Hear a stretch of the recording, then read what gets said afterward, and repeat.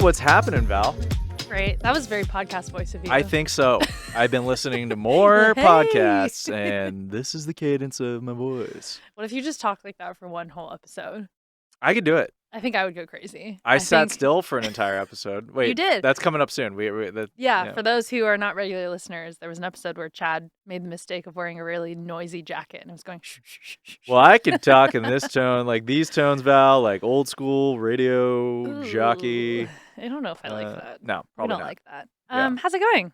It's good. It's going good. Yeah. We're finishing the year strong, having a great time doing it. I know. It's quickly approaching. It very is. Quickly. But, speaking of quick. That was a good segue.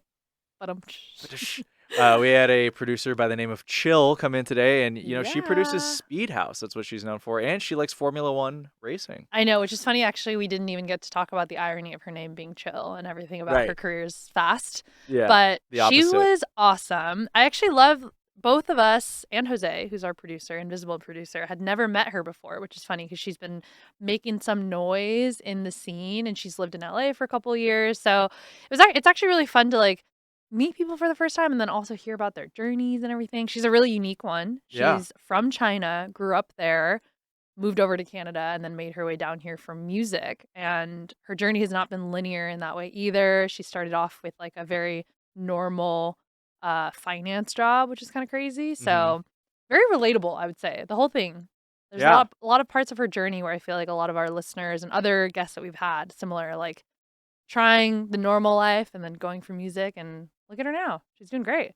Totally. I think this episode has a lot of really interesting and fun anecdotes. Some crazy stories. Totally. It just made us think about other things that have happened in our lives, and yes, it was a great convo. We hope you enjoy it. CHYL. Coming up next.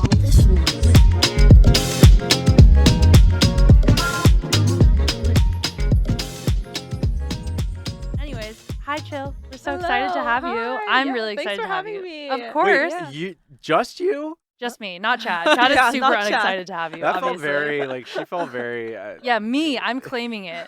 I'm claiming it. No, but I'm also, we're going to talk about so much stuff today, but specifically, I really wanted to ask you about racing, because obviously that is such a big part of your identity and your brand. You're wearing a jersey, you've got all the race car stuff, but it's such a big time right now for racing with F1. Are you into F1? I'm super into F1. Okay. I'm a big F1 fan. I'm going to Vegas Grand Prix literally this week. Oh my God, Thursday. Amazing. Yeah. I was just there this weekend for all the pre-stuff, and it's crazy there already. You were there in Vegas? I was there briefly, but I was there for another work thing. Okay. Unrelated to no. I'll tell you about it later. Okay. But unrelated to F1 stuff. But it's just so cool to see all the cars out there, and I figured that you must be a fan. So how long have you been a fan of F1?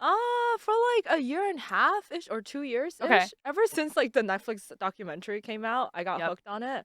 And then I started going deeper and deeper into it, and I was like, wait a second, first of all, this is such a cool industry. I just never realized that this is a legitimate sport, and it's so competitive and so much drama. That's what everyone says about it. There's a ton of drama. There's so much drama. Which is funny because everyone kept telling me when F1 started getting really popular and the documentary started getting popular, they were like, you should watch it. You'll be so into it. You love drama. Right, the drama part actually I do makes love it so drama fun. that has nothing to do with me. Right. And of course the actual races, the adrenaline, energy, the crowd and all the drivers, going against each other.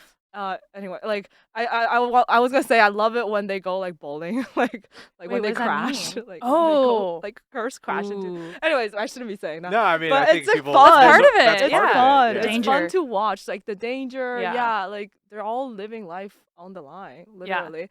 But I got into it because of the Netflix documentary, and then as I watched it more, I was like, oh shit, there's a lot of EDM dance music acts that perform with the Grand Prix, Martin Garrix, Tiesto, Kygo. They all perform a lot there, and I was like, oh, there is a overlap between dance music and racing. There is a small section of it where people there's probably common audiences and fans of both. So I started to and I was making this genre called Speed House. So I started making this connection between Speed House and racing concept into my brand. I wasn't doing that before. I was just one day it just kind of clicked for me. I was like, you know what? I'm a fan of both, and I'm doing kind of watching one, making one. Like, let's combine it together and see how it goes. Yeah. So I started kind of testing out these kind of putting racing concepts and elements into like my cover art, my visualizers, you know, some kind of photo shoot that's like kind of conceptual, and it's starting to work pretty well, and people kind of get the connection, and they're like associating with like Speed House with like racing, and it's kind of the perfect combo because I feel like F1's obviously been having a moment for a while, but then so has fast house music or fast music and dance music too. So here you are uniting both of them at the perfect moment. And I love it. Like I'm not like I guess like I'm not the only like car brand, like Joyride for example has been doing it for such a long time. And his brand is so cool too. And his is more like muscle cars. Like you know, American like Jeeps and that kind of stuff. It was just also so like very heavy and very cool. And mine is a little bit more like sleek and smooth kind of racing stuff. So I feel like there's a lot of kind of opportunities to be explored in this. So field. do you have a team that you're rooting for this week at F1? Yes, I like McLaren a lot. Okay. Yeah, they're having a moment this year. Are they? They're doing great. I need to get more informed. Do you know anything about F1? Yeah, I do actually. Oh, do you? You're just sitting there silently. I was enjoying the dialogue. I was visiting my best friend who lives in Seattle, and he and his wife both are really into F1, and they got into it because of the Netflix show as well. And now their 1.5-year-old son is really into it. So we were all sending him to like go-karts and stuff? Well, so he already kind of at 1 years old wants to be a race car driver. Ooh, kind of. That's interesting. You're like, wait, no, I don't know. Start. I guess you can start at like 5-6 years old, go-karting first. Yeah, that's how they start. Bumper cars first. I wouldn't put it past them, but it was funny because he. One of the best drivers is like Max, right? That guy. So he's like Max, you know, he like knows all the guys' names. He really knows. But one of the reasons why she likes it so much, in addition to the drama, and I think the reason why it's so popular with female viewers, is the dudes are hot. They're pretty attractive. I was gonna say you're right. There are. I know a lot of girls that are really into F1, like more than guys off the top of my head that are super into it, and I bet you're right. Well, and like it was funny because we're all sitting around.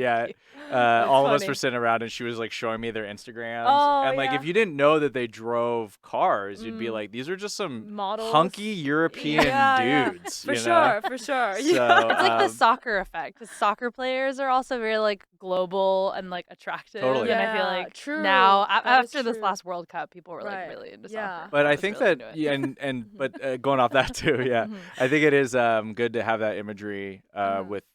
It's always good to have imagery associated with your music. But like you were saying, culturally, because it is so European centric as well, there's already that embedded dance music thing because they've kind of been into this stuff longer than we have. Dance music, Americans, you know, dance music and racing and stuff. That's true. Yeah, definitely. So that's kind of, you know, the branding aspect of it and everything. One day I hope to DJ at a Grand Prix.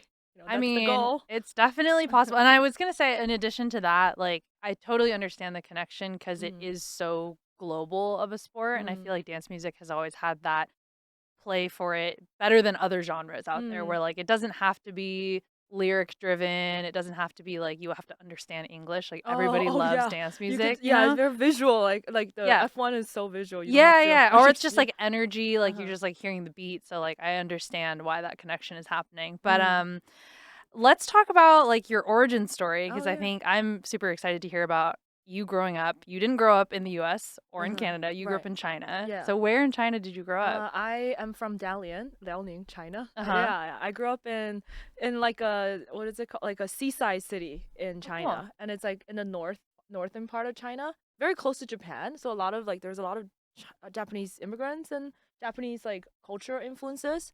It's a small city, very small, like 5 million people. Which province is that? It's Liaoning. Okay. Yeah, northern part, and it's very cold there. But I had a great time growing up in China. It was very different experience from when I came to America. Yeah, what was it like? Because I mean, it's funny that you're like it's a small city. It's 5 million. 5 million people. Yeah, but like in China terms, you're like okay, China, that's small. I guess for some people. That's like a tiny city. Yeah, compared to like all these other huge cities in China. Yeah, but yeah, it was very fun. You know, very communist. Yeah, I'm kidding, but it is. No, it's true. Like you know, like you're sitting in a classroom with everyone with the same uniform, same haircut, Oh, yeah. same everything. Oh my like, gosh, all can the I tell girls- you, because yeah. I'm Chinese also, Yeah. I was born in the US, but I did spend one summer going to school in China Oh, because my mom really wanted me to become better at speaking Okay. Chinese. Yeah. And the experience was crazy to go from like American school to what age? I think I want to say I was maybe like 12 or Okay. something like that. Yeah. And it was like you wear the uniform. The thing I remember the clearest was that I had to sit with my hands behind my back and sit up really straight. Oh my Yep. god. Otherwise the teacher would yell at me Oh, and everyone had to yeah. do that. Wow. Were you like the only American? I was definitely the only Oh my American. I had one God. friend I remember who was really nice to me and could speak English. So they helped me like get through it because I was so bad at Chinese. Damn. Which city was this? Beijing. That's where Okay. my parents are from. Oh, Yeah. Wow, your mom just did that. Your mom just threw My mom was you like, "You're gonna figure it into- out," and I was like, and it worked. Wow. My American accent did go away after that. Damn. Yeah. And your posture's pretty good. I think know. it could be better, but maybe it's like the Yeah. trauma. Should we of sit like all this that. now? Yeah, Like, we all better. We can Got all better posture from that. Yeah. See, now all of a sudden you're like, Yeah. oh wait, I get it. Oh, my Right, Chinese right. teacher used to make me do that as a joke, but she also thought I was a joke. So Oh my god. No, yeah, but it's she's a like my different kind aunt. of yeah. classes. Well, it's funny because we Yeah. we went to my Chinese class in high school. We went Yeah. to visit different cities in China, Mm. and we went to Harbin in the north. Okay. It's pretty close. to Yeah, where I yeah. am. Yeah. And so we also went Mm-hmm. went to a school, did a little exchange thing, and it Uh-huh. was exactly what we were talking about. Like Yeah. everyone was the same, Yeah. Mhm. But we went on a free dress day, Okay. Oh. which is, I gotta tell you, this was a It's huge like culture. Spirit Day. No, No. it was a it's not. huge cultural shock. Everyone wore the same free dress. Oh. So like one class, oh. they all showed up in the same Brazil jersey. Oh. So like even when they had a free dress day, there was They no all dressed the same. individualism. It was Oh like my the free dress God. was Crazy. all That like is coordinated, which crazy. to That's me it was. There's a lot of things I could say about that experience that were like amazing. It was Right. like Yeah. eye opening. But for you, Yeah. what was Yeah. that like? Very similar to what you described. Well, obviously, I had a great time growing up in Yeah. China. I was a child and I had fun. I did a lot of like extracurricular activities. Like did a lot of sports when I was growing up. But school was very hard for me. Like I feel like I'm a pretty smart person academically, and I feel like it also showed when I came to America and Canada. Like school was so easy, but I was like legitimately struggling especially in like middle school and a little bit of high school in China. Yeah. Like it was so hard. Like the Yeah. math is insane. Like Well, it's yeah. not algebra. That's like we're doing derivatives in like It's, like, middle next school. level. Like Yeah. and I was like I couldn't like process it. Oh Like, my it gosh. was- Which is so funny it was 'cause- kind of good that I like left and went to Canada and like learned things like step by step and everything. I just remember like was it end of middle school, like everyone went home for the summer break and I just did a lot of sports. I did a lot of golf and tennis when I was growing up. Like playing whatever. Like I had a great summer and I come back, it's like Chuseok, which is like 12, like what 14, 15 years old ish. Mhm. Yeah.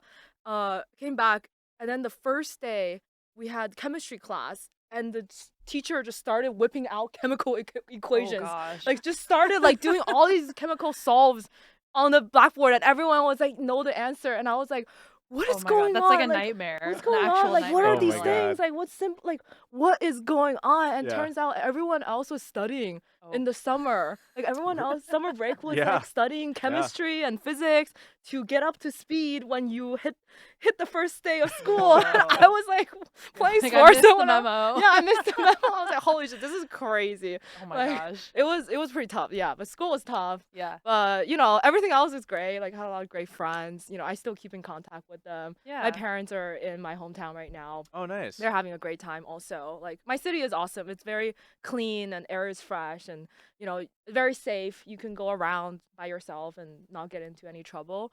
And it's pretty westernized too. So I had a great childhood, I would say, all in all. Yeah. Yeah. Well, best of both worlds. What about Yeah. it was westernized? Westernized, like the mindset was pretty westernized. Like there's a lot of tourism.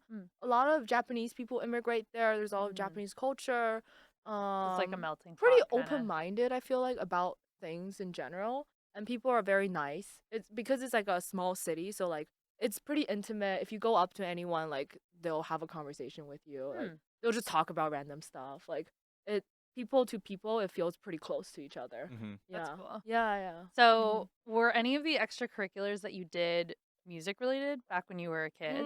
I played a lot of piano. I Okay. did the testing Classic. thing too. The Yeah. classic Asian instrument. Right. Yeah. Like I was very good at playing piano, but I never studied music theory, which was wild when I first like came to icon, and then we were studying music theory. I was like, oh my god, what the hell? Like I've never studied music theory. I know that I know the keys and the minor and major, but like never learned like about the dominant seven, like major seven minor. Like I was like, I should have learned this. Like it would have made my experience way easier to process and to like interpret all these pieces, right? We were just doing like pure memorization. Yeah. Like this piece, you learn this and learn this 1,000 times, and then you're good at performing it.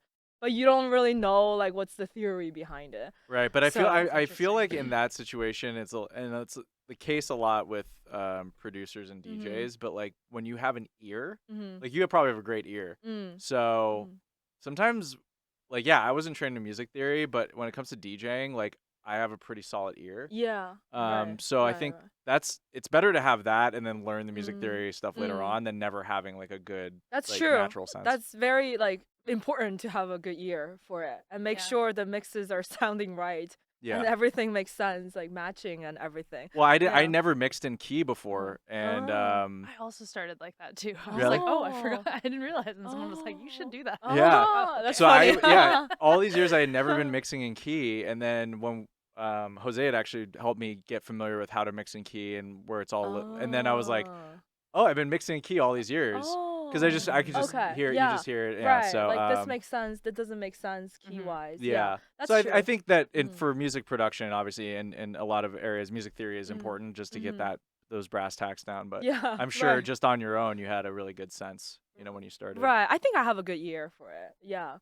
So it helped, playing the piano and everything. Yeah, I'm sure. I mean, it's always helpful to have like that base level of understanding. Right. So then it sounds like you had like a pretty normal childhood until you were around 15 and then you moved to Canada. Yeah. Was that what like drove that decision? My parents wanted kind of more opportunities kind of, and also like a little bit of individualism also, right? Like they are pretty westernized growing up. Like they watch a lot of American movies and film and TV, and they actually made me watch a lot of American shows growing up to learn English. Oh, so nice. I watched like all of Friends like multiple times. The first thing I was gonna say is, did you watch Friends? Because that seems to be like the a common thread. I watched a lot of iCarly and Friends. Oh my god, yeah, that's funny. Don't know how we got access to iCarly. Hey, my mom did the same thing when she was learning English. It was a different generation, but she watched the sitcom Three's Company, and she was like, "That's how I learned how to speak English." Right. So I watched a lot of Friends, and then I named myself Rachel. Because I love Jennifer Aniston so much. Oh my god, that's awesome. Yeah, I love her cute. so much. Awesome. She's like my idol growing up. Learned English a lot through that way. And then from watching it, I was just like, my dream is to go to New York City and live with 5 people. Like that's my dream. No more, no less. Yeah, Just 5. yeah. Sit 6 on a people couch apartment. all day. Yeah, exactly. Yeah, that was like my dream growing up. Yeah. So my goal was like to get into a university in New York City, from that like influence. But yeah, like they sent me to Canada for like better education. They eventually wanted me to, go to university in America. That was kind of the ultimate goal, and just like have a little bit less stress of a life in general. Like do you know like Gaokao, the university examination in China? Yeah. It's so tough. I feel like all my friends who went through it was like depressed. Like it was Well, so much of your life is dependent on your performance. your score. Yeah. Like Yeah, literally it just literally the comes score. down to the one Right. score. Yeah. Yeah, like, and then it determines so much of the rest of your life and your career and everything. It was so much pressure. But my parents were just like, nah, you're not doing that. Like, you're gonna go to Canada and nice. have fun. That's really nice of Yeah, them to honestly, figure it they were out. great. They were great. I'm really glad they made that decision for me. Yeah. So I went to Canada for high school in Vancouver. I had a great time there. It was a kind of a good transition because I also had a lot of Asian friends in Vancouver and who spoke Chinese also. So I just had a mix of Chinese and English, and then eventually got into a university in New York, and moved there and was living my friend's dream for a few years. But you realize no matter how many people at your age you could get living together, you can never have an apartment as nice as theirs. That's true. Yeah, no people. way. Yeah, no way. No way. Near Central Park or something? Yeah. No way. No way. That's like $10,000. That's a dream. That's the dream, really. Yeah. Oh my gosh. Right. So what was it like living in New York? Obviously, it was your Yeah, it was great. dream. I enjoyed it a lot. I was there for almost like 7 years. I was Wow. there for university for 4 years and then 2 years of working there. Mhm. It was very energetic. We had something to do every single weekend. A lot of partying. That's when I first got into dance music too. It was like clubbing in New York City. Yeah. Where were you going? Like Pasha or like Webster Hall? Marquee, Or like Lavo, fake IDs. Oh like, yeah, you were really clubbing. Yeah, we were like clubbing. Yeah. A lot of Columbia. Columbia is where I went. Columbia and NYU kids just went clubbing. Over the weekend because I feel like that was just big part of the campus culture too. Yeah. So what kind of sparked your love for getting into like what made you want to try DJing yourself or Right, yeah. I think the club culture definitely mattered a lot. You know, even though I wasn't super like aware of it in the beginning, like we were just out to have fun and party, like that was more like kind of more like a little by little kind of ingrained in my mind that like dance music is so fun. It's so energetic, like it's always kind of a great time. And back then it was a lot of like big room DJs that were DJing in New York City, like Nicky Romero, Afrojack, like David Guetta, like they would always go and, you know, DJ at one of the clubs. So I first got exposed to like kind of big room, I think, in the beginning. And then, you know, as I like, you know, study a little bit more and listen to it a bit more, like I just got more and more obsessed with it. And I really liked Avicii, you know, R.I.P. Avicii, but Yeah. I really like Avicii. Like I was like Icon. obsessed with his music. I was, why is it so good? Like this is crazy. How does he bring so much energy and happiness to people around the world? You know, and create so many memories for people. You know, with the music. So it's a very magical thing, and I was very obsessed with it. I would just like listen to it when I was working out, when I was showering, when I'm like going home, walking, like listen to it 24/7. But I didn't get into DJing until like much later. I started working in finance first, and then the second year of finance, I was like, I need like a hobby. Like I need something to do like outside of this boring job. Not boring. I got this very stressful job. So I picked up DJing randomly. Like there were people offering DJ classes in New York City, so I just took some classes for fun, and then started taking classes. And then a club in New York City called Mission. It's like an Asian club, and Asian centric club. Yeah. They were kind of good friends of my friends, so they gave me some opportunities to like close for some DJs there. So I tried a couple times. I just really like fell in love with it. I was like, this is what I want to do. Like I really don't enjoy this finance life. Like I need to start DJing. Like I'm near like dance music is just like that was the thing. Like that was just my passion, and I just couldn't see myself doing anything else besides dance music related job. Right. Whether it's like, you know, on the business side or on the, you know, on the producing side or DJing side. So I like quit my job in finance after 2 years, and then I was like, let me give this DJ thing a try. Wow. So and was see it where like that goes. immediate for you? Like you really realized you were like, I'm gonna jump all in. To Yeah, it took DJing? like a year or so of thinking about it. And I was also learning to produce at the same time. Okay. And it was just so fun. I was like, I can do this all day, every single day. I could do this forever. I Yeah. would probably do this for the rest of my life and not be bored of it. And there was just not enough time to explore it, like because I was working from like 7 a.m. to 10 p.m. every single day. And it was really tough. And over the weekend, I was so tired also. But any chance I could, I would be learning on YouTube or, you know, making different kinds of music myself. There was just not enough time, and then eventually I was like, you know what, like I think I should try this full time and see where it goes. Wow. So I quit my finance job. It was really helpful because I didn't really spend money over the 2 years. I saved up a lot of money. So I was like, I'm gonna be fine for like a year or two without a job. So let's just see how where this goes, you know? Yeah. Yeah. So I did that, and then was just kind of like screwing around for like 6 months, like trying to produce and DJ at the same time. And then after a while, I was like, okay, there's no direction here. Like, I need to get better at I need to seriously get better at producing. Like, why are these songs so much better than my songs that I learned by myself? Like, what am I missing? And I like looked around and I was like, I need to go to a program to get better. Nice. So I was looking around and found Icon. Yep. And it's 1 year, it's perfect. It's like relatively short, not like huge commitment. So I was like, I'm gonna go to Icon. Yeah. So I moved to LA for Icon. Wow. Yeah. So, I mean, cool. it sounds like you were already at least like making songs. It just felt like probably you didn't have the finesse that you were looking for. So what do you feel and like? at the end of the day, it turns out it was just mix and mastering.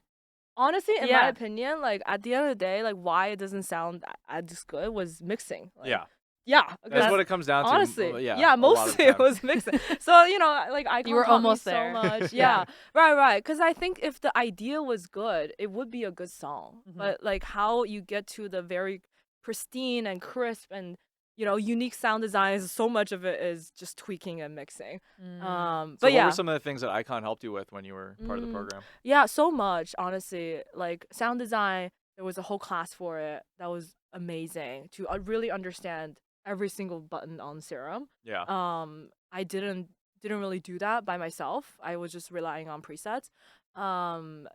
Mix and mastering, of course. We had like almost like a whole year of mix and mastering and songwriting, arrangement, and honestly, to me, like the most important thing was like branding. Icon had a branding and marketing class that was really helpful. Also, one of my mentors, like even to this day, like taught that class, and it kind of gave me a lot of like light bulbs, like in my career. It's like, oh, maybe I should do this. Like, I should do this. Like different ways of marketing things. Like, I forgot the details, but it was a very useful class for me. Yeah, that's so awesome. Overall, very great program. I highly recommend. Kind of all across the board, honestly, which is amazing. Mhm. So, were you making like Avicii style big room house when you were kind of like just starting? Because I'm curious at what point it like went from that being your influence to like speed house. Right. I made a lot of big room and progressive house. I loved it. I'm sure. I still love it, of course. We all but definitely do, very deep down. Avicii. Well, we is a strong. Come on, Chad. What genre did you start listening to then? Trap. Oh no, I'm old. I'm seasoned. Okay. Well, Valerie. Seasoned. Yeah. Well seasoned. We don't Like say a we're steak. old anymore. We say we're seasoned. Okay. Yes. No, well, so Valerie and you have a lot in common, and that was your entry point. Same for era. me, for me, I was Okay. like more Right. into like, I was into like The French guys. I was into the French guys, but I was into like indie rock and like underground hip hop Oh. and electronic music that we listened to was like an offshoot of hip hop or or rock. And then in 2007 and I want to talk to you about because you work with Steve Aoki, but Steve Aoki was the biggest DJ in LA in the indie electronic scene. Oh, And okay. he was responsible for putting on a band called Block Party. Oh, And they were yeah. really, really big I see. at the time. So that was where the crossover happened between I like see. electronic music and rock. So Steve Interesting. Aoki was one of the very big influences in my life at that time. Wow, Yeah. that's hugely great. important for LA too. Yeah. Yeah. It was a big deal. He That is was a the big first deal. time, like him and this other guy, DJ M, they were the guys that when I saw them, I was like, oh, like you can DJ anything together, and Wow. but yeah, it's kind of, I wanted to go back to what you were saying about working in this kind of hard 80-hour work week kind of life, and having that kind of lifestyle and then counterbalancing it with something that gives you Like creative. meaning. Yeah, for sure. How did you make that connection to go from something just to kind of give you a little bit more diversity in your life, or like having that outlet, to then being like, I actually want to go for this thing? Right. Yeah. It was a pretty natural decision because I do feel like, actually, now that I think about it, I think it's because the job was so intense. Like, it was just so. If I had a normal like 9 to 5 job, I probably would not have made like a full-time music switch. I probably would have still did the music thing as a hobby. Yeah. I think. But because the job was so draining and so stressful and depressing, it was so much politics, and I was having migraines like every other day. Like towards the end of year 2, like there's a bottle of Advil on my table. I like ate the whole, like almost like the whole bottle of Advil. Oh my God. And that was like, I looked at it, I was like, this is not okay. Like, this is not good for a 22-year-old. Yeah. Like, the kind of lifestyle that I was living. I was on Wall Street. I was working at Morgan Stanley, the capital markets division. It was like a trading floor. Yeah. People are yelling at each other all the time. I had 2 phones, 3 screens, like Bloomberg trade, like it's like the Wolf of Wall Street Yeah, style. literally Also, that like, style, except the fun. There's no fun. Well, just stress. I was curious, like, did a lot of the finance bros that you were around, didn't they like party pretty hard? To be honest, yeah, some of them party super hard. Because I heard that they party, they But play as hard as they work. It's like so different though, isn't it? Like the way that like those kind of like those men party versus like how you. It sounds like you and your friends were like out clubbing, having fun. Yeah. That was the clubbing, having fun was more actually college. Like after I started working, occasionally we would, but the bros were drinking a lot. Yeah, like, there was a lot. Yeah, I mean, I don't know specifically they were doing, but you're like I wasn't there. So. Yeah, I wasn't really there because I was so tired. Yeah. every day. But there were a lot of partying for sure. Yeah, because I met people that were in a similar position as you as a woman in that culture. Where like they felt like they had to go out and like drink as hard as like the dudes. Right. Yeah. But I got like I have a kind of a not like funny story, but kind of sad story. Like I'm allergic to alcohol. Same. Yeah, you're allergic. Okay. Yeah. Allergic Soul gang. sisters over here. Soul sisters. Same. Yeah, we're the same. Yeah. Literally. I'm like deathly allergic. If I drink, I will get red all over my body.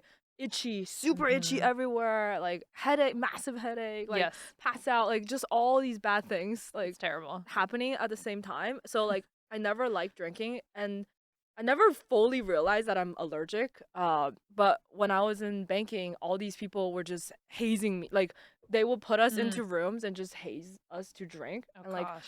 you know, it's like we're doing like the beer thing where like someone have to start with a pitcher of beer and you pass it and you have to finish it by the last person. So everyone's drinking, and like, people are yelling at you like you're not drinking enough. You know, swearing and whatever. Yeah, it was just like that kind of culture and taking shots and and every single time I would tell them, I'm like, hey guys, like I'm not comfortable with this. I'm allergic. And they're like, no, you're not allergic. You're fine. Like just drink. Like you're not allergic.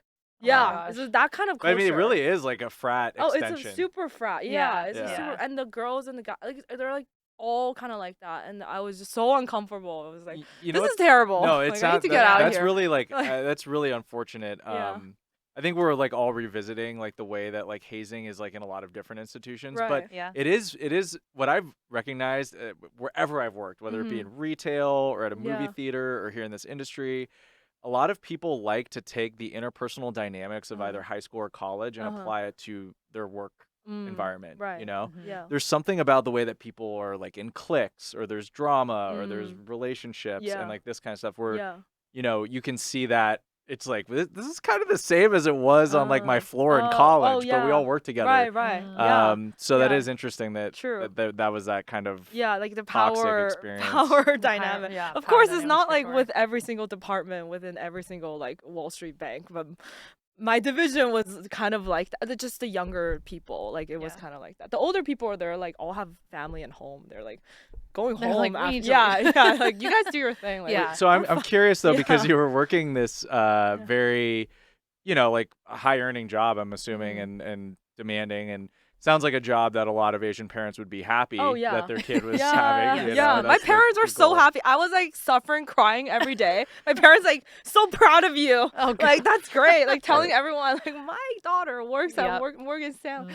Well they were happy. Like I mean, I can't lie. They were happy that I was working. Yeah. But what did they? What How did happened? they? How did they feel when you dropped that bomb? They were. on them? We almost like for a long time we were just like beefing after I quit. Yeah. This is a very similar experience that some of our Asian guests have had with their parents when they made that switch. Right. So, It's very similar. They're not happy. They probably just thought you were crazy. They're like, what do you mean? And they were like, they thought I was gonna be like a DJ where I'm like a resident at a club, so I'm always like at a club situation. So they thought it was not cool. Like they just imagined DJ as like you're living in a club all the time, and in the club there's bad people, right? Which is totally valid. Because valid concern. Right. Well, you got to imagine at the time, especially. That's true. You know, Yeah. Like it's changed a little bit, but I even still think that most people don't know like that you can have an actual career. Right. They just think of a DJ. Because also, I would say the as a layman doesn't know the DJ. difference Yeah. between a DJ and a producer. Right, Even. They're just like, oh, that person plays music somewhere. And you're like, Yeah. yeah, I guess. Well, I think that because like Vegas is the biggest, entry for people to see what DJing is like, they associate stuff like Vegas with like that's DJing. Yeah. Because it's just like you wouldn't expect anyone else to know about that. You could tour and people would come to see you play your music. That's true. Yeah. So Yeah, and like 99% of the time you're at home making music. Like it's 1% of the time you're actually like out DJ. Yeah. That's true. But they were not happy. They kept telling me like, why don't you try insurance job? Why don't you try like the accounting? Like why don't you try like this? Like do a 9 to 5 and do this as a hobby. Blah, blah, blah. Like I can't do that lasted for like 2 years ish. Yeah. And Wow. and then I went to Icon. They're like, they like shut up a little bit. They're like, okay, They're like, you're in school? Okay. Like, yeah, Some school. sort of school. Right, Yep. some sort of school. But now they're better. Now they're supportive. They get it now. They get like most of the time I'm actually just at home making music. Like, Totally. Like the DJing part is a very small portion of it. What were some of the things that started to happen for you that kind of started to change their opinion of this? Probably honestly just like how hard I worked. I think they could see that and how into producing I was. Like every time they see me or if I spend some time at home, I'm just like on my computer like messing around, like doing like sound design, serum all day, like, and they're just like, oh, like I guess like this is what you do most of the time. Like this, like they were like, this is kind of like engineering. Like what you're doing is kind of like the You're like, yes. buttons and stuff. And I was like, yeah, it's kind of like audio engineering. Like I'm not like at that level, but it's similar. Yeah. So they kind of started to have different perception of. Well, that's kind of like being a what you're going to producer. school for. Right. Because Totally. if half of it is turning knobs to get Yeah. it to where it needs to go, Exactly. you're It's like basically audio that. engineering. Yeah. Right. Yeah. So they started to understand it a little bit better, and That's they're cool. like, okay, like I guess this is kind of like a nerdy job. Like this is not what I. You're like, thought it is was- very nerdy, Yeah, actually, like when they it comes think I'll down be to it. partying all day. I'm like, not. Yeah. It takes time. It takes time for parents to understand, especially in this world. I mean, did your mom or parents? Oh, I think my mom still has no idea clearly like what I do. Yeah. Like she knows that I work in music. She's known that for a long time. Yeah. And like I started in writing, Yeah. so she understood that part of it. But, she's always like, the concerts, the raves, she doesn't know what raves are. It's just all concerts to Oh, her. and concerts, stuff. But yeah. But I will say that I think she was much more open-minded than like traditional Yeah. Asian or Chinese Right. parents are. Right. Because she also, and I think that's something that like runs through immigrant parents that, leaving your home country to go somewhere else is like Yeah. a huge step. Mm. It's not necessarily like a creative pursuit in the way Mhm. that like you pursued music or I pursued like a music industry job, but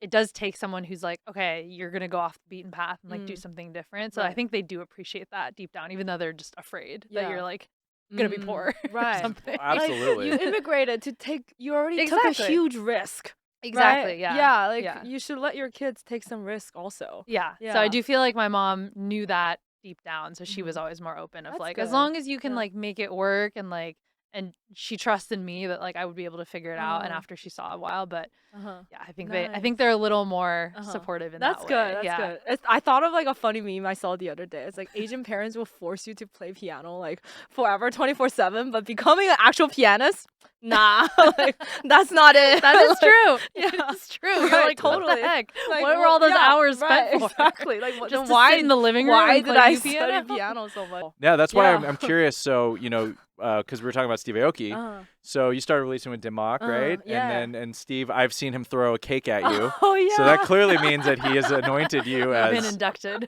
Yeah. That's a different kind of Induction. That's Yeah, a that's yeah, a yeah. that's a Literally. wholesome hazing in Yeah, this it is industry. wholesome. Yeah. Very Amazing. Yeah, wholesome. you're like, So okay. what's Yeah. Steve been like, and what has that kind of relationship been like for you at this point in your career? It's a developing relationship. I'm gonna see him soon in Vegas, actually this week. But he's a very busy guy, so Yeah. I don't Yeah. actually get that much chance to talk to him a lot. Totally. And every time I see him in the green room, there's like 30 people like still also Maybe trying 30,000. to, yeah, Maybe, yeah. like 30,000 people in total trying Yeah. to talk to him at the same time. Yeah. But the few times I interacted with him, he's very nice and he's very genuine person. Actually, a little bit more serious than I thought. Very like business oriented, I feel like. Yeah. And I think the biggest takeaway I have from him is just to be a very hardworking person and to be very disciplined about everything, which I think is a very good thing to have when you're like a touring musician and DJ. I think that part is very inspiring to me. Yeah. Like you work, like you already have so much money, but you're still touring nonstop Yeah. and doing all these business things, still growing every aspect of your Still career. excited about new things. Still learning new things, Mhm. trying new genres, working with new people. Like that drive is insane to me. Yeah, he's always struck me as kind of a Snoop Dogg type. You know, it's like someone who really like already leveled up to the highest level of music and then became very much like a business person and is always now thinking about new opportunities.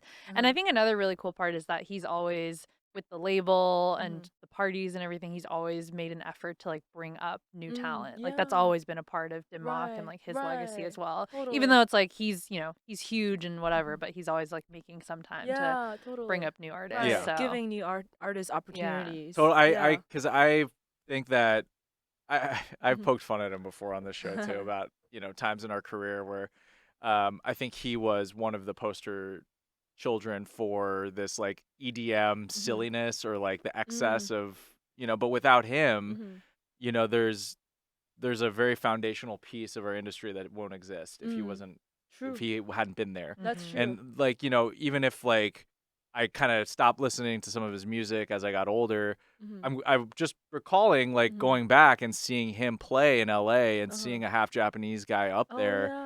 For me, it was like really important. And I honestly firmly believe that if it weren't for Steve Aoki and me not seeing that representation, I probably wouldn't do what I do. So oh my god. yeah, I have to give him credit on that because that's great. I do have to give him credit. I was looking at a photo of myself DJing like a house party in like 2010, and it had these big blue Dim Mak. Remember WESC? Yes. Yeah. These big, like just very 2000s. But oh my god. yeah, I mean he's a cultural icon. You know, Totally, I think you can safely say that. If he inspired you, he probably inspired thousands of other people. And that's the other thing. It's Absolutely. to dance music. As easy as it is to like laugh at some of the antics and things, I think it's just one, like what you were saying about like marketing and understanding a brand. I feel like he is one of the people that understood that hair first. Yeah. Especially in like it's like his logo and everything. Totally. I think he really, it's always easy to like laugh at the people that do it like so intensely or like go really to the next level in that way, but I feel like honestly he was one of the first of that like era, the EDM era, that really understood it and like grabbed onto it and was like, this is who I am. You're gonna know me for the hair, you're gonna know me for the cake, you're gonna know all the things about me, you know. Yeah. So and he got so good at throwing he cake. got like, he got to do the it is like a best. science. I've heard It's there the actually is a best. whole science to it. One day hopefully we'll have His have a group was called conversation Weird with him. Science, so you know it's So there you go. Well, I think it's like these 3 C's, right? You start out like he did. It was like culture. Like he started out in Santa Barbara as a DJ. He was a person of the culture. for Literally, sure, he started Dim Mak to represent bands, you know. So like, and he really cut his teeth on this LA nightlife scene and came up that way. He was all about culture. Yeah. And then, you know, some of the things happen commercially. You start seeing him in commercials. You start seeing him doing songs with Lil Jon, and I think that's important. But now I think he's shown us how to have a career. And I think those are like the 3 C's, you know, where it's like in this particular field that we're in, they're all vital parts. Yeah. I think what you're saying about, he's telling you that having that never stop mentality and all of this will actually lead to a career. And I think for young people, it's hard to think about things in a career context, right? Because I think we always want to focus on like the here and now, or like how, you know, but I think that's always good to have that in the background. You don't have to like worry about it too much, but yeah. Right. Yeah. I get what you're saying. Yeah. Like it's almost like looking at like a longer path and picture and how to build like a consistent thing that survives over time. Yeah. Right? Not a lot of DJs are able to do it. Right. And it's so many different aspects of it too. Then it's not the music like of course it is the music as the center, but then there's so many other things that you have to add on to it to make it like a sustainable career. Totally. And he's one of the best persons to kind of reference for that, I think.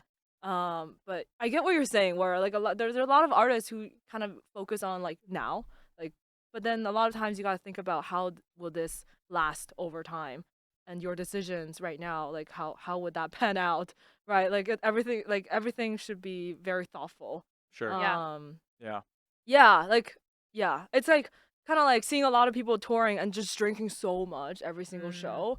I'm just like, dude, like you're not gonna last. Like if you drink like this every single, you gotta kind of treat it as a job sometimes. Well, yeah, especially because you've experienced burnout with your previous job. Right. Like, you know what it's like to like kind of hit rock bottom and be like, okay, not that that was, something that was even sustaining you in the first place, but you know how it feels to like hit that point.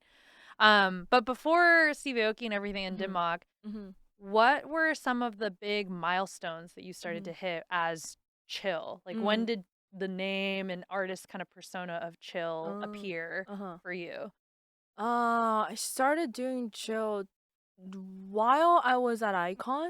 I was releasing some music while I was at iCon, and one of them actually went viral on like Douyin and TikTok. Nice. Oh, really? So in random. China specifically? Yeah. For those who don't know, going Douyin over is like Chinese TikTok. Yeah. Yeah. First started going viral on Douyin. And it was like Cool. over 3 months. There's like 300,000 videos generated with it. Whoa. Just So what song naturally. was it? It's not a great song. I don't like it. Like I made it an icon. It was so simple. Early song. Early It's song. okay. Very We won't- early. we didn't need yeah, the track it name. doesn't It's an happen. ID. Yeah, yeah. Early and it ID. was a bass house too. It was super simple. I took a splice sample and just add bass line to it. Yeah. But it's very catchy. It's a very catchy song.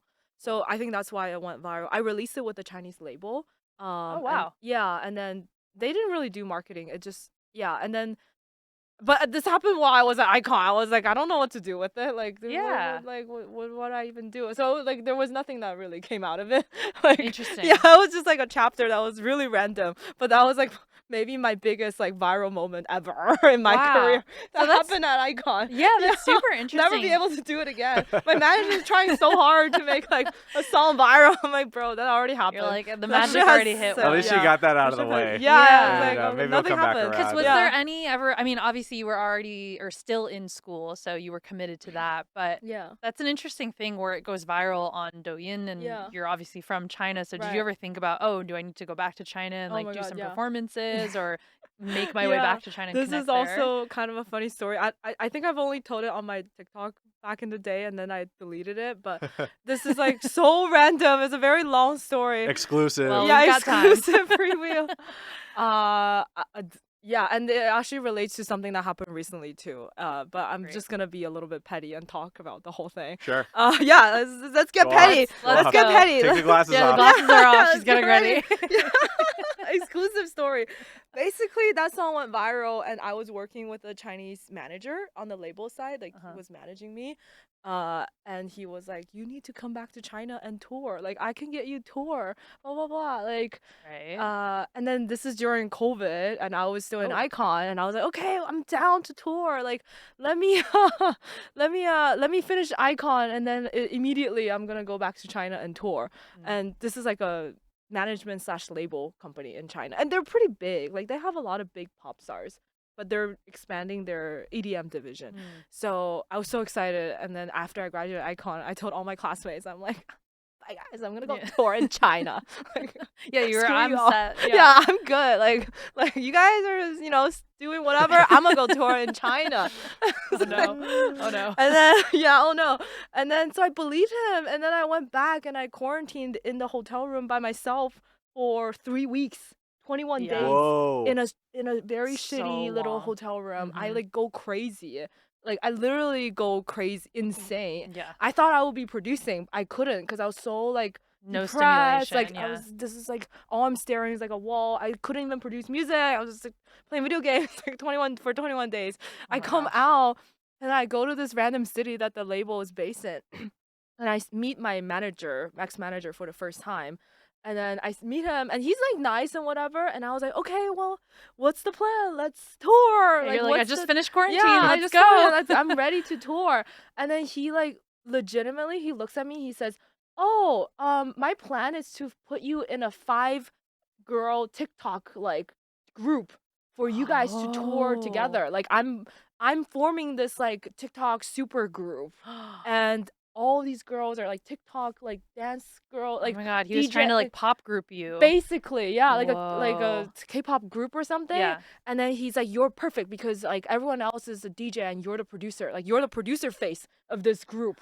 And it's like all these like girls, like he showed me this poster that they made. It's like everyone's like so photoshopped, like super skinny, like huge eyes. You're like, that's they not even me. Right, and they photoshopped me too. I look like an alien on the poster. I was like, what is going on? Like, I never signed up to be in this group. I thought you meant touring by myself. Right. Like, and then he's like, I don't think that you can tour by yourself. Like, you're not like that famous. Like, I can only book you as like a group. Like, you can't tour by yourself.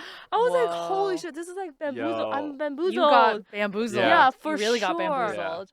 I was like, this was not in the contract. Like, I cannot believe this is happening. Like, what's going on? And then he just kept insisting. He's like, yeah, like, well, there's no tour. Like, there's just no tour. Like you have to join this group or there's no tour. Damn. Oh my gosh. I was like, holy shit, what's going on? That's so scary and kind of messed up. It's very messed up. It's like, well, it's kind of like what you imagine. Like I feel like now we've heard a lot of like K-pop lore since it's super popular. It almost feels like that. Yeah, where people just tell you what you're gonna do, and you're kind of like, okay. This is the kind of random stuff that happens in China or Asia in general. Like occasionally, this kind of scammy things just happen. Like in America, it's very straightforward, and it's so much of it is meritocracy and like honesty and respect. Like people have a basic different kind of scams, but there's different kinds of scams. Right, Usually, it's just like in the fine print. But, right. But most of the time, like in America, so far what I've been experiencing, if someone wants to book you, they'll book you. Like if someone like says they're gonna do business with you, like most of the time they mean it and they're gonna try at least. There's a little more, I would say. What's the word that I'm looking for? But like other people will call people out. Accountability. Accountability. Yeah, totally. Where like, they can't get away with you that. can't get away with it as much out here because also like everyone in the industry kind of talks. They talk exactly. So that's so crazy. Yeah. It's insane. That's an unbelievable story. Yeah, unbelievable. And I was in a brand new city by myself. I was like, I have no friends. Did you come straight back? And then I like kind of stayed there because I was like, you did the quarantine. Yeah, I did the quarantine. I was like, come on, like 21 days for this, like for a scam. And then I was still working with them too, so it was very like I was under a contract. It's very complicated. Like I was released. I had a release plan with them. I couldn't just like leave, get up and go. So it was a lot of back and forth with the label manager and other people and figuring out what's going on. And then eventually this manager person got fired from the label. Oh, like, goodbye. Like, yeah, right. But still, like, I was still not happy. I was like, I don't know why I'm here. Like, why am I in China right now? Like, and then I did like that lasted for like 3 months-ish. But it was also kind of nice. I worked with a lot of Chinese producers in that time frame. Like we had a studio space at least with the label, so I was working with very talented Chinese producers and got to know some very cool like producer people from China.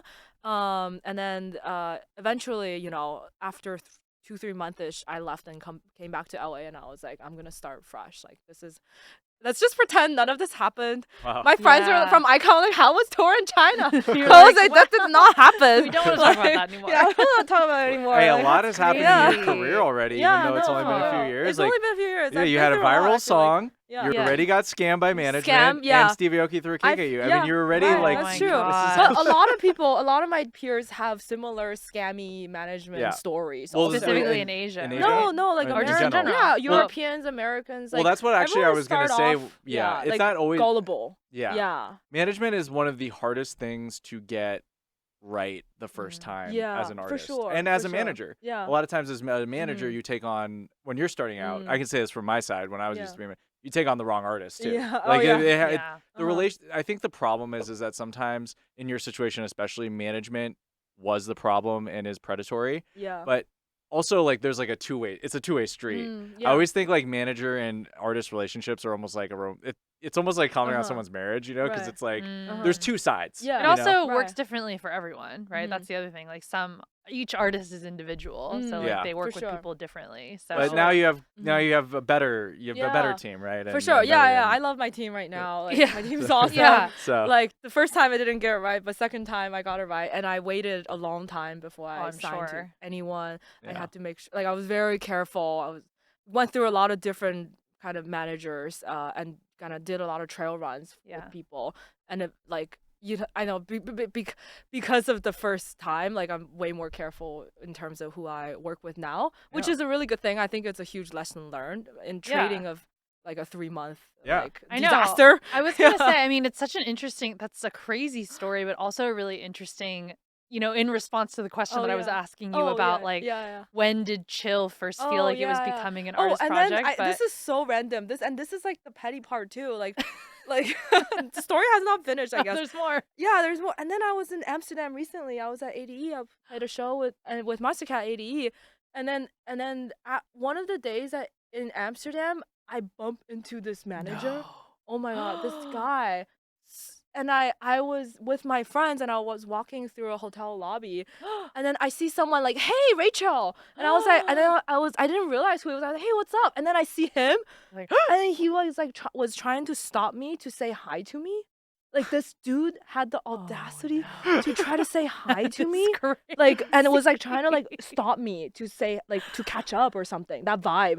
And I just walked past. I was like, "Holy shit." Yeah, you're like in shock. What is going like you I man? cannot believe you wanted to talk to me after everything that happened. Like, oh my god, that's the crazy. audacity. Like these Well, look how far you've come. Yeah. Let's just put it That's that way, true. That's you true. know? Oh my god, these people are crazy. He probably was like, some of these people are insane. No, that's a good cautionary tale though Yeah. for artists That's an insane at your story. level Yeah. or just starting out Right. because at that time that it happened you had pretty much no experience Right. in Yeah. that sense. But Right. now on the other side of it, you played a show ADE. Right. You played at the Shrine recently, right? yeah, and you've yeah. been on That was tour so with Knock 2 and a Yeah. bunch of other people, Right, right? yeah. So what's going on now? What's coming Yeah. up?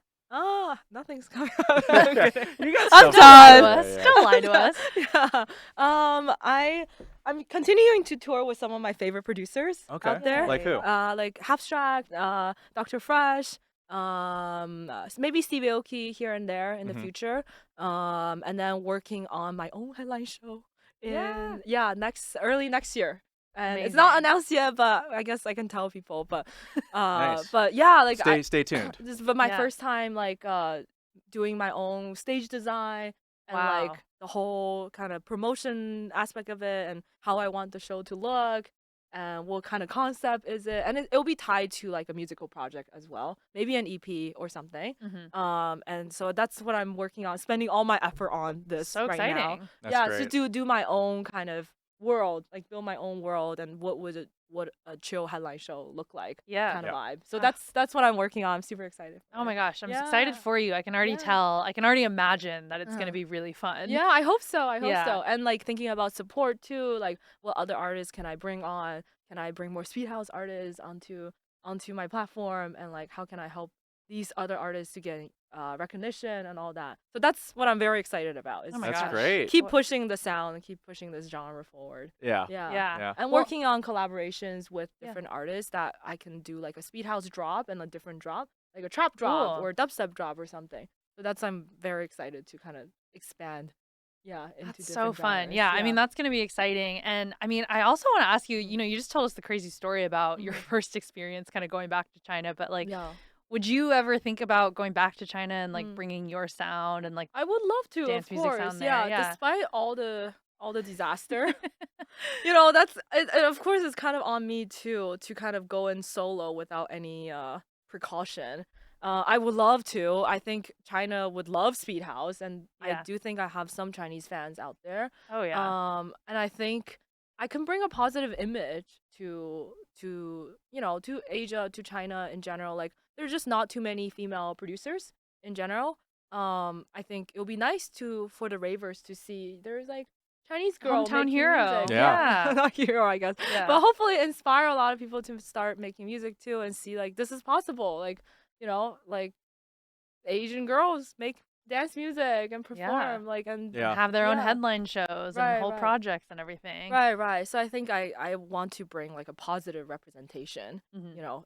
into China also. Yeah. Um, Well, that's like one region of the world in which Mhm. we've yet to see a lot of Mhm. artists cross over into the Mm. American or global kind In of like a scene. really authentic way too. I Mm. think that's the key. 'Cause I feel like a Hopefully. lot of artists have Mm. tried, but like Yeah. it'd be really cool to see Mm. someone who's from there and who like understand it. Right. Yeah. Yeah. One day. So we'll see. One Yeah. day. Yeah. We'll see. Well, it's going to be really Yeah. exciting, and we're just so happy you came through, and honestly, just a really interesting story you have, and like all these different. You've lived so many lives already. Yeah, It's kind so of, cool. I But know. like, you're still at like the precipice of like more things to come, which is so yeah. exciting. Right, Yeah. right. I think it's been a very fun journey, and Yeah. I'm thankful that I did finance because now I get to really Mm. like see the contrast of two different careers, and I really appreciate it. Like every day I wake up, I'm like so happy. I'm like, I'm so grateful that I get to do this instead my of this gosh. thing. That's So amazing. you know, it's a positive It's a good feeling. contrast. Yeah. Mhm. Great. Mhm. Well, thank you so much, Chill, for coming through. Thank you guys for having me. And Yeah, now thanks we for know sharing that your you were named story. after Rachel. Yeah. I know. On What a Friends. good fun Yeah. fact. Shout out Jose, Icon, everyone involved here. Thank you so much. Chill. Yay.